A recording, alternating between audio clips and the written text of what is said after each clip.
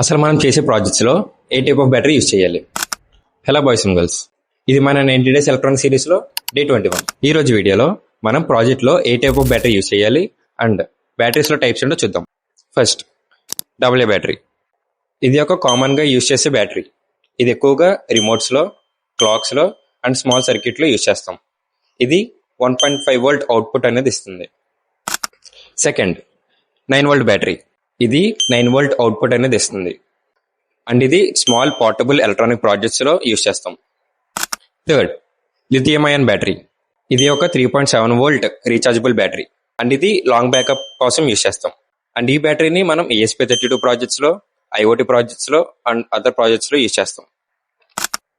LA battery. ఈ LA battery చాలా long backup కోసం యూస్ చేస్తాం. ఇది జనరల్గా 2 టైప్స్ ఉంటాయి, 6 volt output and 12 volt output batteries. ఇది ఎక్కువగా solar projects, inverters, UPS and robotic ప్రాజెక్ట్స్లో యూస్ చేస్తాం. And next, LiPo battery.